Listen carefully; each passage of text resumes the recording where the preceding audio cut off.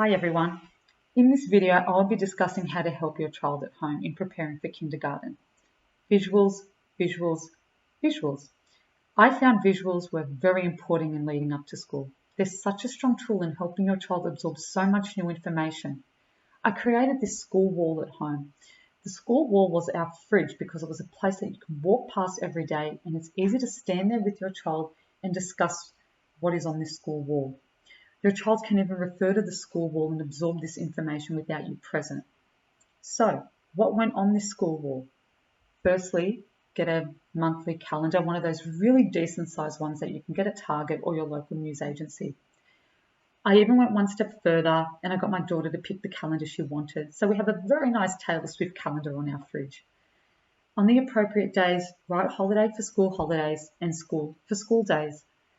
Get a photo of your child's school and place it directly next to the calendar. Label that photo school so they can make the connection between this is where I'm going on these days.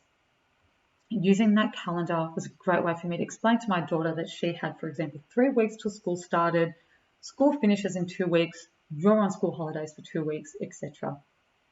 Be consistent with this all year so your child knows when school holidays are coming up and when they're going back to school and how long school term is for.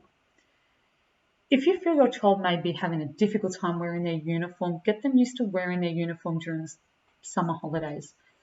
A great idea would be to take a photo of a child wearing their uniform, their winter uniform, and their sport uniform. Make a visual that shows Monday to Friday and put the photos of each uniform under each day. For example, Emily has sport on Thursday. If I were to implement this uniform schedule, I will put the photo of her wearing her sport uniform under Thursday and a photo of her wearing her tunic on the other days. When it comes to winter, I would use the photo of her wearing her winter uniform for the appropriate days.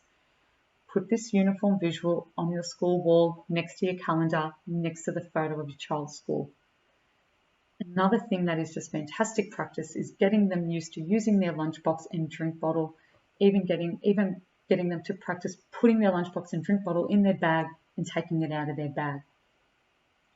If your school is local, it would be good to drive by it as much as possible and point out that that's the school they're going to next year. We were very fortunate in the sense that Emily's actual school is our catchment, so we were practically driving past it every day.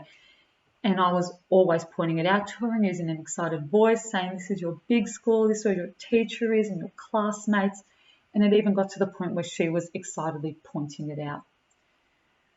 I would definitely create a visual schedule of the morning routine. I would start this at the beginning of the year.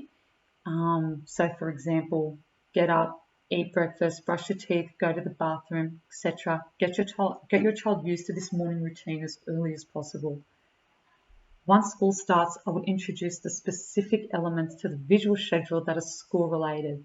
For example, put on uniform, pack your school bag, go to school, etc. You could even use the school-related visual schedule as like a social story to discuss what's going to happen in the lead up to school. For example, when we go to school, we'll have our breakfast, we'll put our uniform on, we get our bag, etc. In regards to supporting Emily in the lead up to school starting, we discussed it a lot and we used the visuals as much as we could. I spent those summer holidays discussing school as much as possible and I explained to her that she was going to a new school, new teacher, new peers. Our very specific goals during the summer holidays were self-care and independence. I'll admit I wish I did that more often, but it is what it is. Emily's therapists were a great help, in particular her OT and psychologist. Through her occupational therapist, the clinic prepared a school readiness program, and then she went to that for a week, roughly 2 weeks before school started.